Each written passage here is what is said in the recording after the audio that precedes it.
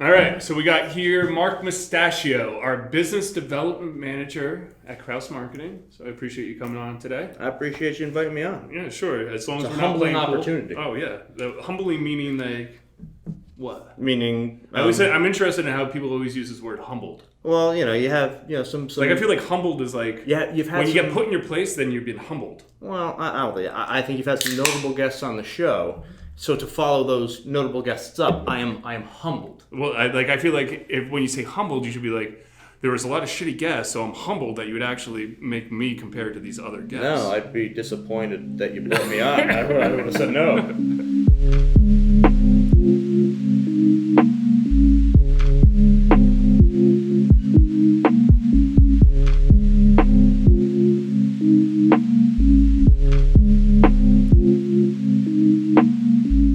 So, Marc Mustachio, thank you for coming on. Here, salute, brother.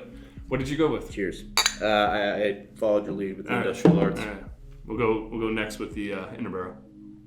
So it's an IPA. It's a little hazy, so you can't really see through it. It's not translucent. Yeah. It's actually delicious. But, and I'll quote our senior web developer, you wouldn't know, based on the taste, That is 10% that it's alcohol. 10% alcohol. So they do a nice job of hiding it. Yeah, for sure. Yeah, usually it's like really syrupy or sugary. Bitter or whatever. Yeah. It's got a nice smooth flow. So we were going to start today a little bit and telling us about what it is that you've done in the past that brought you to your journey of Kraus Marketing. Oh, yeah, great. I've always kind of been like creative and marketing minded, I guess. My father was always in marketing on the company side. So he worked as like a director of marketing for companies like Samsung, EK Success, which I interned for while he was there, Casio. Yep. So I've always kind of like followed like his footsteps and seen that. And I guess when I got into high school, I jumped into a graphic design course and I won a contest for creating an anti-smoking billboard. And that billboard was put up in Denville at the corner. I remember that in your interview. Route 53 and 46. Yep. And then it was like made the last page of my high school yearbook, which was great. I still get shit for that. So that was cool. And I'm like, well, maybe this is somewhere I want to go when I get to college. So I pursued. Did you ever smoke cigarettes, by the way?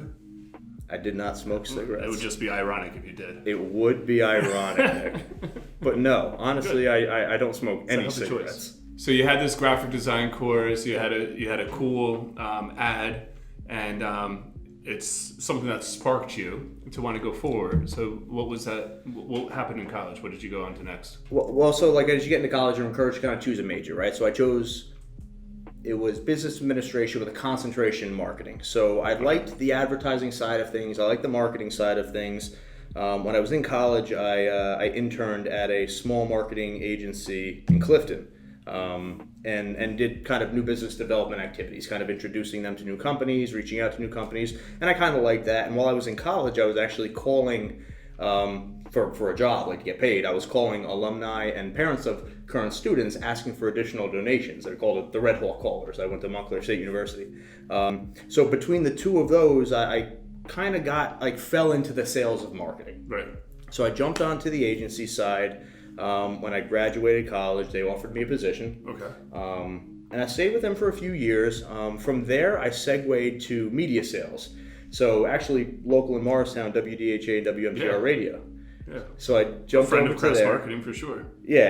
And Matt D.W.Y.S.W.D. And that's actually how we met originally, right? Was through WDHA. Yep. Correct. Yep. I gave a referral. I was actually selling for Kraus before I ever worked for you. That's right. That's okay. I was selling for Kraus before I ever worked for you. Thank you. Thank you. I feel like you want me to thank you. So radio was a lot of fun. Really enjoyed it.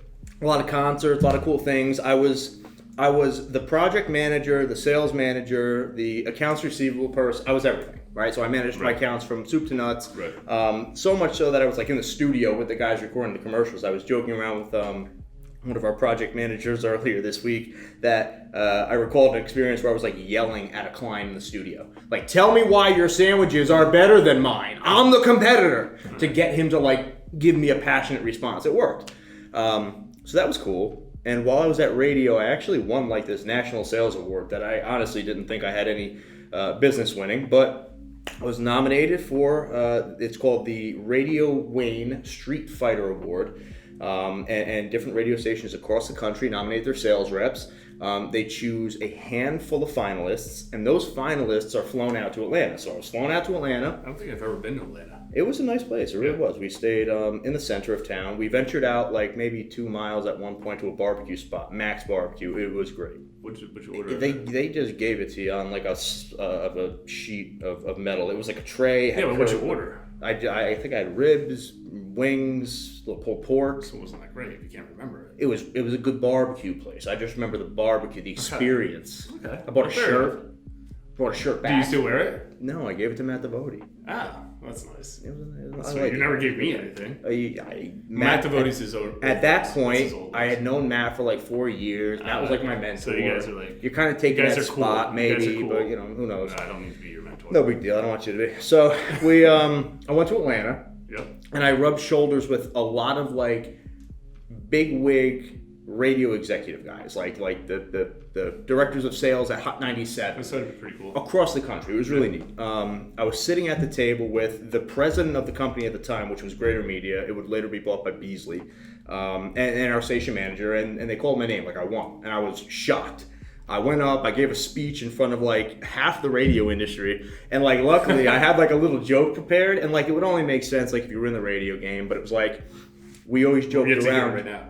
Of course, but you always joked around like if you had like a 30-second commercial, a client would send you a 60, and then like you have to cram it into the 30-second, right? So of course, like I get up and I'm like, hey, I prepared a 60, but they told me I only have 30 seconds, so I'll try to make it fit. And like everybody laughed because it was like industry Guess it's a radio joke. Yeah. It was a radio, whatever, fine. Perfect. So it was good. Did it land it good though? It did, yeah. Landed. And then I blacked out for 30 seconds. And I thanked whoever, took my award and got off stage. So that was kind of cool. From there, I stayed with DHA for a couple of years. And so perfect. I was offered an opportunity to jump onto Simon Media Experiences team. So Simon owns a bunch of shopping centers across the country and other countries as well. They have malls and strip malls. Malls. They call them like outlet centers. Sorry. Yeah, they're very particular. Yeah, very particular. So I would sell car display opportunities, banners hanging from the ceiling for colleges, on the back of mall directories, that sort of thing. That was fun, but it was way less creative than I thought it would be. Way more of like a leasing job. Like, but every opportunity is an opportunity, right, to learn and whatnot. So yeah, and so you had a lot of traditional, right, opportunities, and then we had then you move into this digital world. So tell me a little bit about like the difference you see with all this traditional work, right? And obviously, so we've had a couple of radio commercials here, obviously. And it's amazing how many people talk about it, right? So obviously radio works. Obviously the out-of-home stuff works. Mm-hmm. And then you move into digital. So tell me, like, what's the difference you see between those two? Well, there's, a number of differences. Yeah. Obviously, I think on the digital side, there's a high level of measurability, a high level of people expecting to see some sort of response, whether it's in the form of KPIs, direct conversions, sales, increased web visits, whatever it is. But there's measurements. Right. On the traditional side, they haven't caught up yet. So even in radio, they would measure it based on a diary, and they would always say we don't have to test every drop of water in the lake. We just have to test one drop to know whether or not like everything. So what was the one drop though? I don't get that. So they would do like a sample size of a population. They would survey like 50,000 people in the state, and then say, well, if 5% of this population, listens to DHA, then 5% of the total population listens. So it's polling, right? Polling. Yeah. So on the digital side, it's much more of like a targeted sale, much more of like a measurable sale. But it's just media consumption in general. I always used to joke around when I was at the radio side. In the past, there were maybe like 4 or 5 main mediums, right? It was like mail, TV, radio, billboard, newspaper, right? And whether you read the news or not, you got it from the newspaper. Right. Fast forward. At that time, yeah. It's segmented so much. Yeah. So, you're talking about if you're getting the news, you can get it from a newspaper, you can get it from email blast. I'm just thinking of my dad. Actually, he got the New York Times. He probably still does. every single weekend, right? Mm-hmm. He'd get this Sunday New York Times. I mean, that was still like, I don't know, $250 a weekend or whatever, which was money. I don't know. It's just something you were spending money on that you didn't have to anymore, at least. Mm-hmm. And we'd have this big ass paper, and he'd read it at the breakfast table, and he'd get a dozen bagels while he got his New York Times. And that was the morning. And by the way, that was your media consumption, right? Yeah. That was your fucking Facebook. That was like this is what you read. And at some point during the day, he might have tuned into the radio. Maybe tuned into the radio for some entertainment. Well, of course, on the way to get the bagels, they used to read books over the radio. Yeah. It was entertainment. Yeah. Like there were no movies. Well, yeah. Now you we're sat around the fireside chat. What was that, Roosevelt? Yeah. So now we're going way back, but like when we're growing up, right? So he's driving to the store. He turns on the radio, right? He's maybe listening to like talk radio on the way to the store to get some bagels, pick up his New York Times. He comes back. He reads his New York Times. The kids, us, turn on the TV. He sees commercials. So we have a couple different, right? We have the traditional way, the radio. Mm-hmm. We have the print, and we have the TV. What else am I missing? Well, there'd be like. Maybe a billboard on the way. Maybe direct mail. I grew up in West Milford, so there's no billboards. Billboard, maybe some direct mail. Yeah. Right? Yeah. So now, fast forward. Direct mail, yeah. I mean, even like the news has segmented, but I mean, you got the internet, you've got SMS, you've got podcasts, you've got over-the-top TV. And when you talk about internet, you got social media, you got display marketing, you got all these different types of So where there were maybe marketing, 4 or 5, now there's like 30, 40, 50, who knows, right? And then depending on podcasts, right? Who you are, right, and where you land as a consumer, maybe you're a millennial, maybe you're a Gen X, Gen Y, whatever, you're getting your news from newspapers, or you're getting your news from podcasts. Or from social media. So you've got to create a strategy now to target certain audiences. As a marketer. Based on media consumption. Or as the person that owns a company that says, hey, or I need to have more people know about us. How do I do that? Yeah. So I guess tying back into my history, it's been interesting working on the media consumption side, selling media, and the agency side, considering which medias make the most sense. Right. And kind of seeing like both sides of that aisle, It's so, and I see the value in all of them, right? Mm-hmm. Like it's just pretty interesting how much we consume. Actually, you told me a stat the other. I don't know if you remember. You told me a stat. I feel like the other day that it was something like I feel like on average, every individual is exposed to 2,000 impressions per day. That's in the form that could be a commercial, a radio advertisement, a brand logo that you look at when you pick up your creamer to pour in your coffee. Like everything is intended to make an impression on you. You wake up, you check your phone, you check your email, bam, 5 impressions. You jump on social, 10 impressions. You have a cup of coffee, you watch TV, couple commercials. Yeah. You're in the car, you see some billboards. You get to work, podcast. I know. And then our customers though, and I appreciate them, but they say, oh, but aren't we being annoying? I'm like, you're being annoying. So that's an amazing number. You're trying to cut through the clutter. All the noise. Yes. Yeah. So you see, we just call it share of voice. Right. Share of voice, right? So you got 2,000 impressions in a day, and you're worried about someone seeing your shit 8 times? Yeah. Honestly?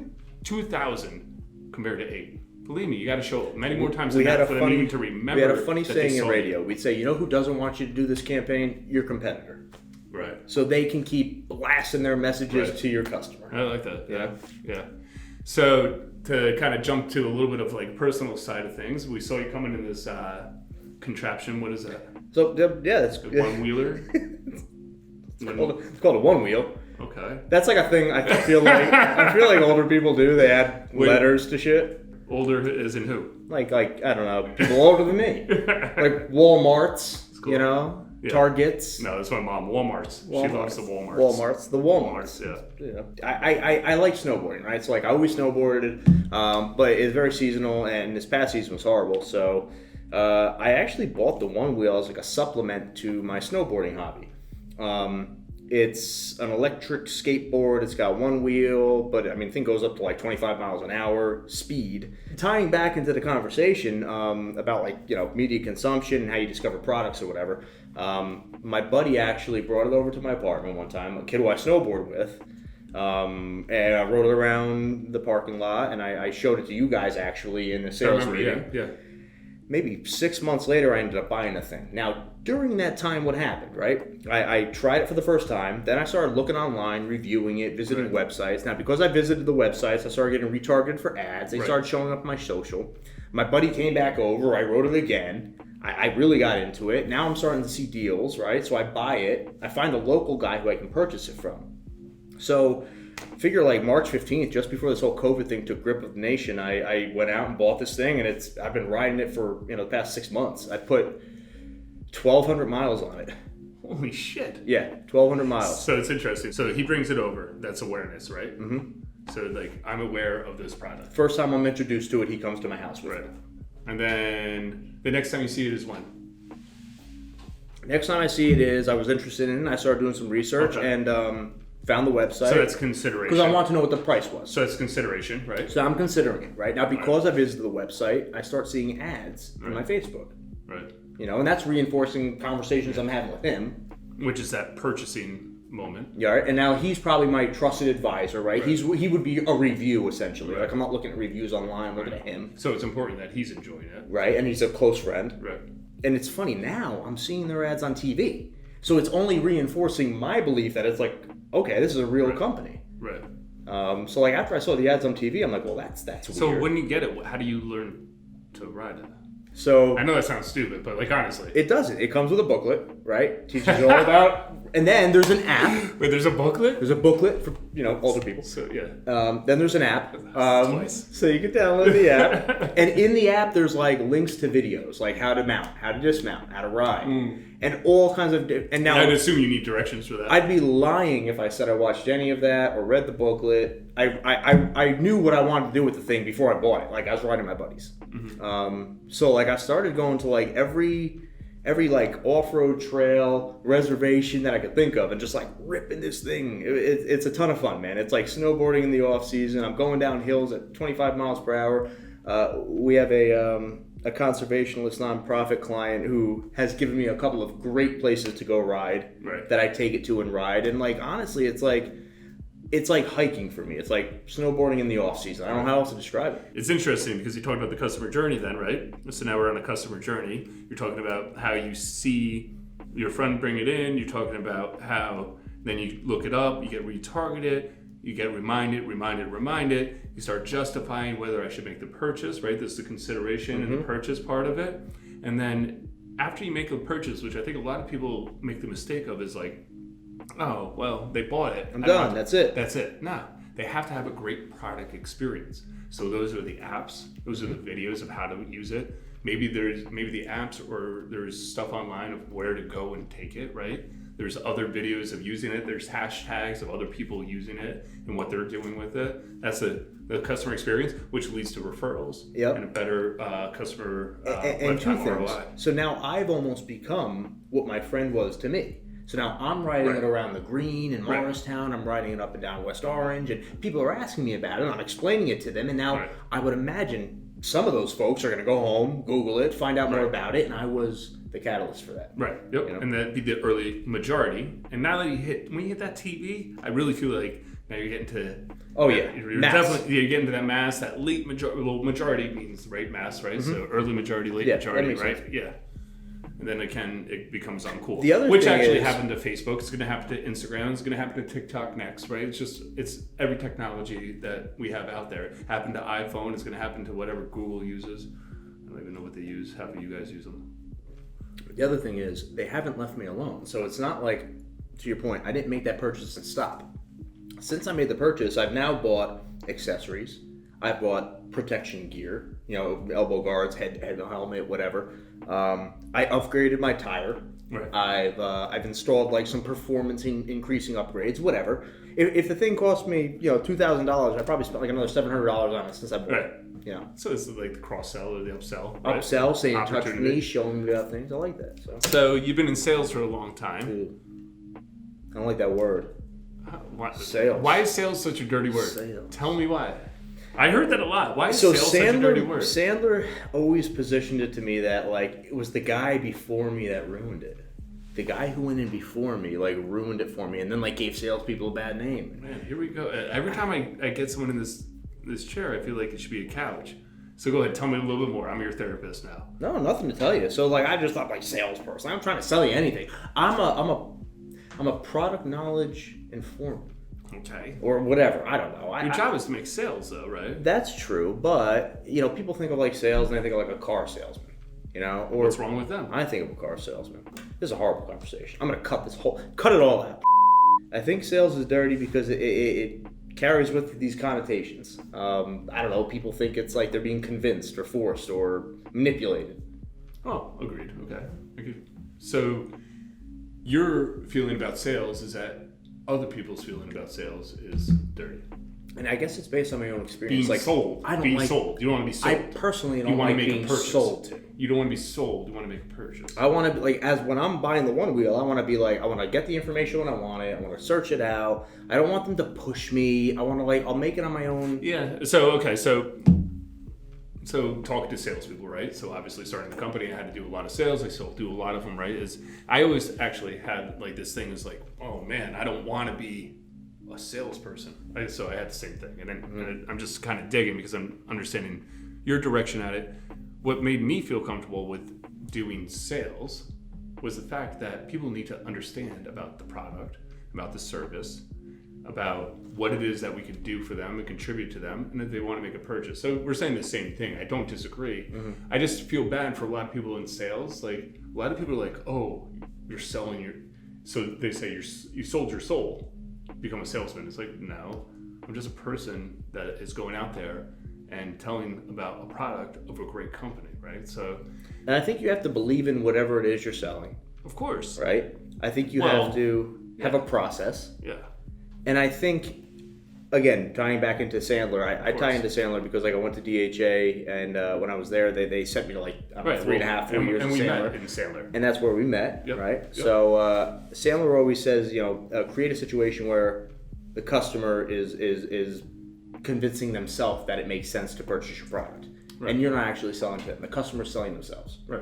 So tell me a couple of favorite ads that you've seen, right? So we all consume now 2,000 different impressions, 2,000 different ads a day, whether that's a display ad, whether that's a short form copy, long form copy, whatever it's video, whatever that may be, a billboard, 2,000 of them. Yeah. What are some that stick in your head? It's funny because so when I'm driving with my wife, I'm sure everybody has their quirks, but my wife gets mad at me because all I pay attention to is advertising. Does your wife drive or you drive? I drive. And she's like, did you see that billboard? And I'm like, I saw that billboard. Did you see that billboard? And I'm listening to the ad. I'm like, did you hear that ad? And she's on her phone. She's not paying attention. But one of the ads that I thought was pretty cool was this Doritos, no logo. I think they called it an anti-ad. Right.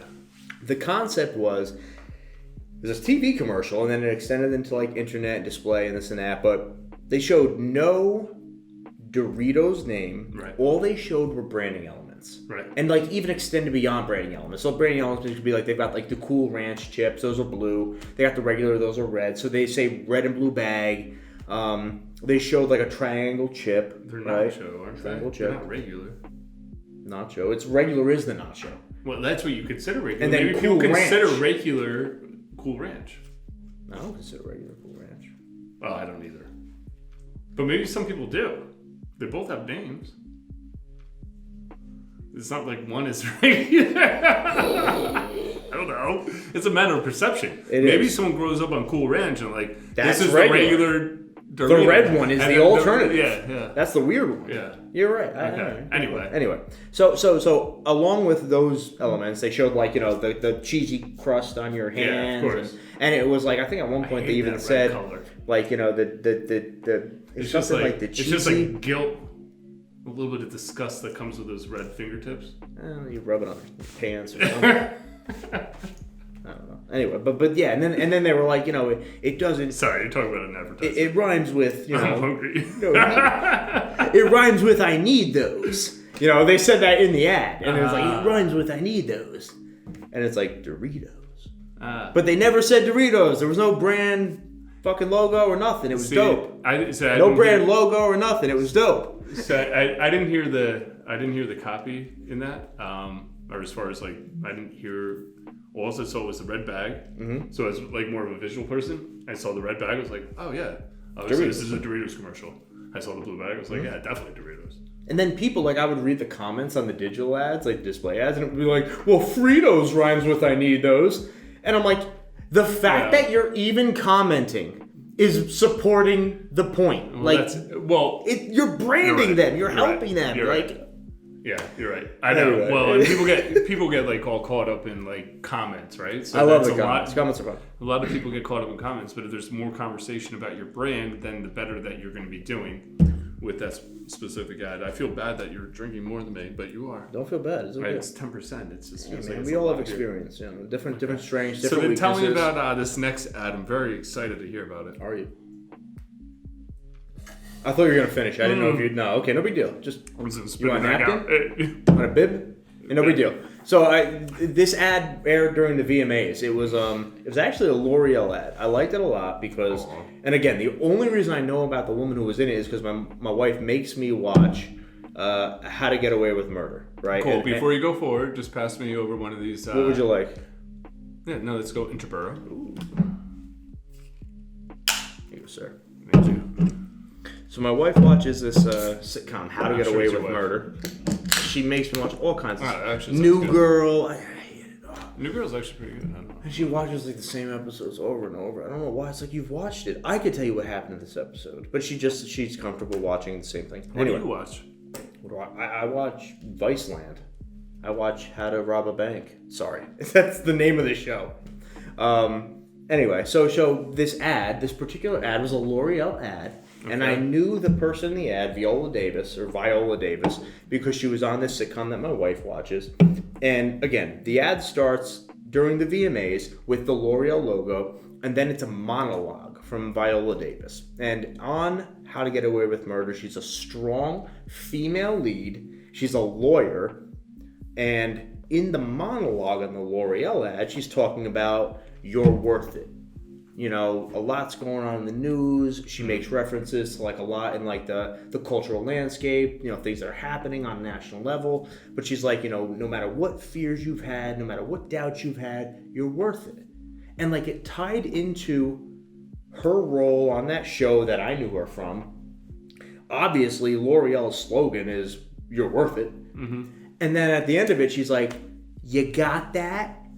And like it, just the way it hit me, I'm like, oh my gosh! Like the only people who would know who that woman is are her target audience, or me, because my wife is her target audience.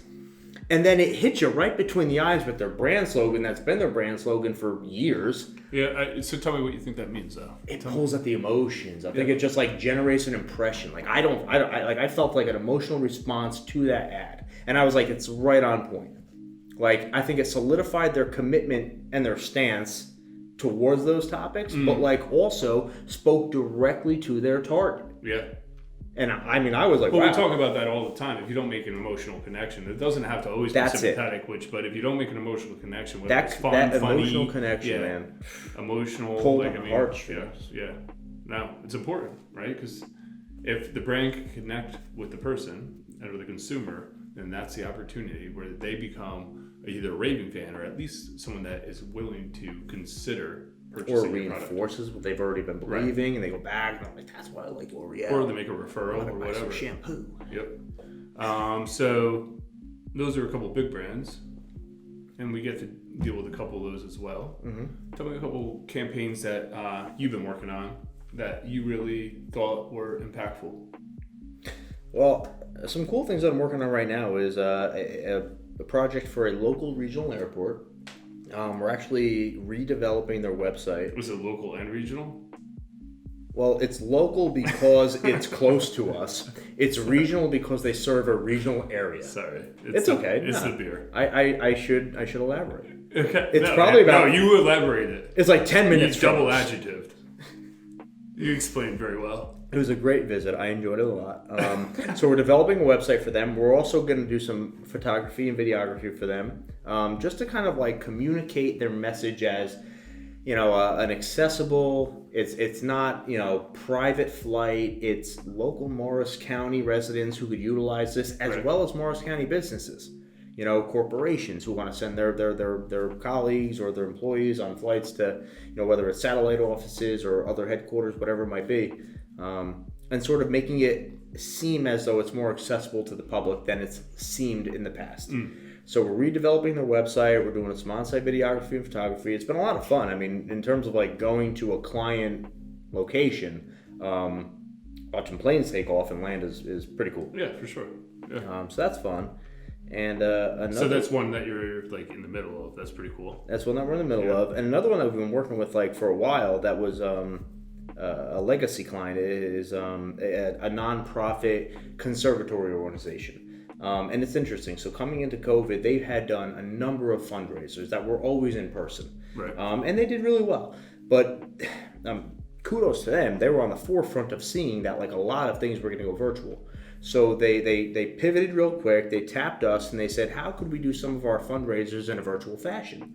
And real quickly, one of their keystone fundraisers, we started promoting via virtual. We informed social media. So we used Facebook and Instagram. Okay. We did two things. We had audience groups developed based on their existing membership.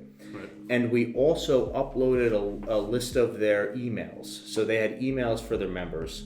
We uploaded that list to our social media platforms, and the social media platforms created what we call lookalike lists that were similar to the first list that was uploaded based on like 6 or 7 characteristics. You know? So it automatically says, hey, these people have a profile. These people have these interests. They visited a conservatory website similar to your client. They like to hike. They like to whatever it might be. They're between birds. These ages. They've donated in the past to other charitable organizations. It could have been anything. Right.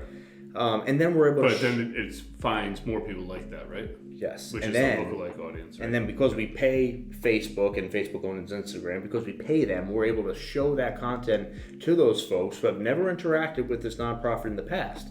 And because the content was relevant to them, they reacted, they donated, and believe it or not, I think we exceeded their past year's fundraising for the same event, which now was virtual, by like 15%. That's awesome. Yeah. So there's probably less expense. No expense. No expense. Virtual. Well, some expense in ads. In ads, yes, with us, and then, although in theory you would have ads when you're going to. But you're not renting a hall. Anyway. You're not, charging. You have staff to manage it. And then the lady that drinks all the wine. And that was one of the points that the client brought up to us. It was like we have like almost zero expense on this. This is amazing. Yeah. We've generated more donations than we have last year virtually with less expense. That's awesome. Yeah. And because of that campaign we run with them, we've had the opportunity to partner with them on like at least 6 or 7 campaigns to date over the past 6 months. And we're scheduled to do like their entire 2020, 2021 fiscal calendar worth of events. It's great. That's awesome. So if I was to ask you to tell me something that I wouldn't know what the question was to ask you about, what would you tell me? Well, recently I shared with one of our project managers, and I saw this shared by a colleague of mine that I used to work with. And it's funny because, like, you never know, like, wow, that really resonates with me. But then you see it and you're like, wow, that's what I live by. I didn't even know that existed, but I live by it. And it was an acronym. It was D.W.S.Y.W.D.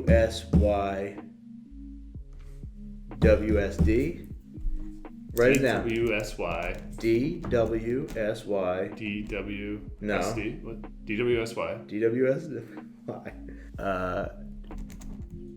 W.S.D. W.S.D. W.S.D.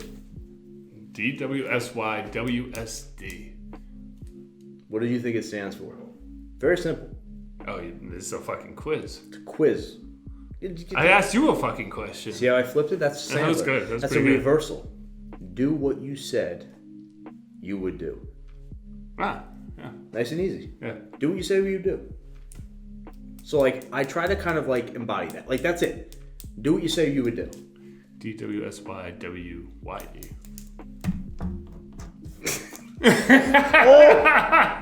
I can't wait for that one. So when it comes to clients, when it comes to talking to people, you promise them shit. Do what you said you're going to do. This is the problem with you picking these 10% beers. Honestly.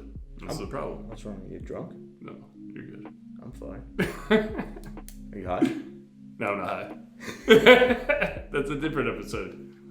I've got to say, working here has been like more fun than the radio station. That's tough. They were sending me to concerts for free, bro. They were sending me to concerts for free. Free, bro. Yeah. Tom Petty, I was there. Lil Wayne, I could have spit on the guy. I was in the front row. Spit on him. Nobody from the rock station wanted to go to a Lil Wayne concert. Why? Because it's a rock station. Nobody cared. Wow. I'm like, I'll go. And then Joe Buddy, like just like that. I got the tickets. And then Joe Buddy, me and my buddy Ed, we're at the Joe Buddy meet and greet. I'm like, yo, Joey B, yo, what's up? Swear to God. Oh, he's a New Jersey guy. He is. You gotta love that. Brick City. Love that. Well, salute, brother. I appreciate you. Thank you.